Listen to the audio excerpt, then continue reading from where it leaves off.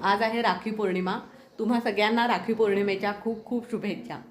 आज मी बनवतेय राखी पौर्णिमेसाठी स्पेशल नारळाची बर्फी। त्यासाठी मी इथे 2 नारळांचा चव घेतलाय।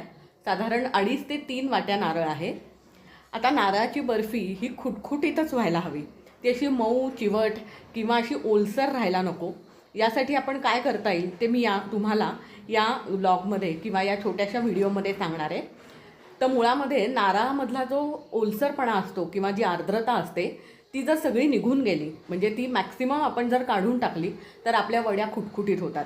त्यासाठी मी काय केलं आहे, 1 चमचा तुपावर, तुपाचं प्रमाण तुम्ही कमी जास्त करू शकता, तर त्या 1 चमचा तुपावर मी हा नारळाचा चव छान कोरडा होईपर्यंत परतून घेणार आहे।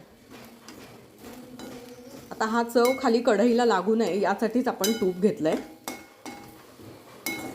हा कंटिन्युअस परतत राहायचा आहे, कारण हा कोरडा झाला की तो कढईला लागू शकतो। त्याला थोडासा हळूहळू ब्राऊन रंग यायला लागतो। साधारण 10 मिनिटं झाली आहेत आणि हा नारळाचा चव छान कोरडा होतो आहे। अजून एक 5 मिनिट आपण हा परतून घेऊ। नारळाच्या बर्फीसाठी मी यामध्ये घालणार आहे थोडेसे पेढे। तुम्ही याच्यामध्ये खवासुद्धा घालू शकता, पण मग खवा जर घालणार असाल तर तो छान तुपावर ब्राऊन रंगावर परतून घ्यावा लागेल। हे पेढे मी आत्ताच फ्रीजमधनं काढले, त्यामुळे थोडे कडक आहेत, त्यामुळे हाताने चुरले जाणार नाहीत। तर आपण काय करूया, छोट्या मिक्सीमध्ये हे छान बारीक करून घेऊया। तर आपण हा पेढा या कोरड्या झालेल्या सारणामध्ये घालूया। पेढा आणि नारळाचा चव छान मिक्स झाला, यामध्ये आपण घालून घेऊया साखर। आपण ह्याच्यामध्ये गोड पेढा घातला आहे, त्यामुळे साखर थोडी अंदाजाने घालावी।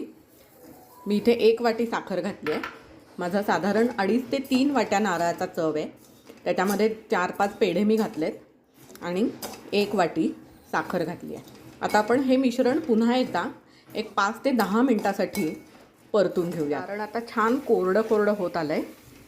आता अजून एक ट्रिक सांगते, जसं आपण पुरणासाठी ही ट्रिक वापरतो त्याच पद्धतीने आपला परतण्याचा डाव या पद्धतीने उभा राहिला की समजायचं आपलं नारळाचं सारण छान कोरडं कोरडं होत आलं आहे। आता आपण काय करणार आहोत, यामध्ये वरून थोडीशी पिठी साखर घालणार आहोत। वरून घातलेल्या पिठी साखरेमुळे जो काही थोडासा ओलेपणा राहिला असेल तोही छान ॲब्सॉर्ब होतो आणि सारण छान कोरडं होतं आणि मुख्य म्हणजे वड्या खुटखुटीत होतात। पुन्हा एकदा आपण थोडंसं हे सारण परतून घेऊयात। त्याचा मुख्य म्हणजे असा गोळा व्हायला पाहिजे।